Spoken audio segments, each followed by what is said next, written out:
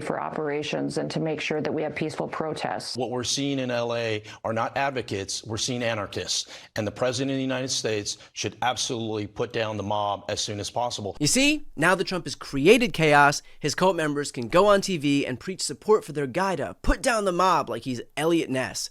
Only problem is, Trump is Capone, the corrupt guy who knows exactly how to game the system. Trump riled up protesters and got all the scary imagery he needed to make sure that not only everybody in America forgot his big beautiful bill is on life support, and that he also might be a child molester, but also that there was ever any amount of peaceful protests in LA to begin with. As a result of Trump's actions, every single news organization has turned into a 24/7 flaming Waymo broadcast, and that was Trump's plan all along, to distract the nation and bill himself as America's savior, and maybe even carve out a little place in the history books. I have a little statement. They say, they spit, we hit. Quick history lesson here. Trump is attempting to echo the words of Walter Headley, Miami's chief of police in the 1960s, who wasn't just known for his racism, but also for coining the term, when the looting starts, the shooting starts. Trump is so desperate to find himself in the history books alongside the most virulent racists of our past that he cooked up his very own Timu version of Walter Headley's quote. And by the way, our police and military are billed as the most lethal fighting force on the face of the earth, and you make their red line a little spittle? Why does our law enforcement have a lower threshold for pain than the front row at a performance of Hamilton? And now, don't change the subject. But, just like Hamilton, when it came to painting himself as America's only hope, Donald Trump was not throwing away his shot. Because we have to make sure there's going to be law and order. You had a disaster happening. It's lucky for the people in Los Angeles and in California that we did what we did. We got it just in time. It's still simmering a little bit, but not very much. Still simmering, but not very much? Donald Trump talks about LA like he's grilling it on a barbecue. And that level of dismissiveness is not an accident. Trump didn't just create a fight with the city of Los Angeles, he did so with California's governor, because through relentless MAGA messaging, he's been able to turn California, and in turn Gavin Newsom, into public enemy number one. He's an incompetent governor. Look at the job he's doing in California.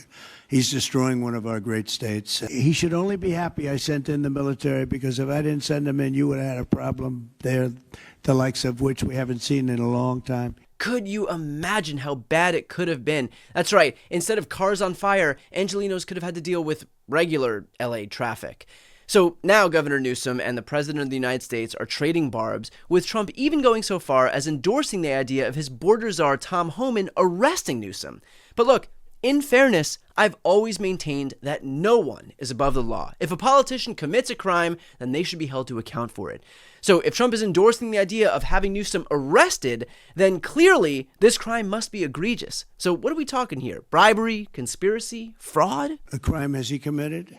I think his primary crime is running for governor, because he's done such a bad job. So Gavin Newsom should get arrested for, quote, doing a bad job, but Trump thinks being convicted by a literal jury is a con job? Got it. Look, this is the billionth time I've uttered this sentence, but nevertheless, it remains just as true. This is not normal. It is frighteningly easy to become desensitized to the countless overreaches and distractions by this administration, but that is their goal. The constant onslaught of messaging that makes you forget your own name, that is the plan. They don't keep reiterating this phrase because they think it actually sounds good. The one big beautiful bill. One big beautiful bill. Big beautiful bill. They say it because they want those words to haunt your dreams. Trump put as much thought into his slogan for the big beautiful bill as Ford Motor Company did a decade ago when they arrived at Drive One. I mean, what came second in that world-class marketing meeting? Give us money for a car we made? But the king issues his decree and his minions fall in line. The same way Trump wanted to distract from his shitty week, so his stooges made it so. Federalizing the National Guard to quell a riot that he's inciting is no more normal than deporting people without due process, targeting law firms you disagree with, or destroying federal agencies funded by Congress.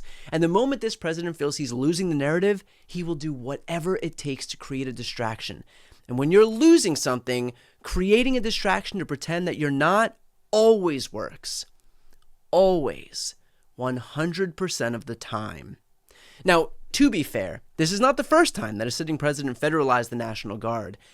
but it's been a minute. This is the first time since 1965 in Alabama, the civil rights era, that a president has activated a state's National Guard force without a request from that state's governor. In 1965, President Lyndon B. Johnson federalized the National Guard to protect peaceful protesters at the hands of racists who opposed voting rights for people of color. And if you're wondering what Trump was doing while LBJ was protecting black people from committing the atrocity of trying to take part in our electoral process, our current president was working for his father at one of his segregated properties.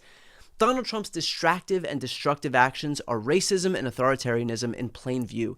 It's a desperate plea to change the narrative, all disguised as some noble attempt at protecting law and order. If this guy is willing to not just allow one of America's most iconic cities to descend into violence, but to incite it, then that should serve as all the proof you need that he will destroy anything and everything for a cheap political win.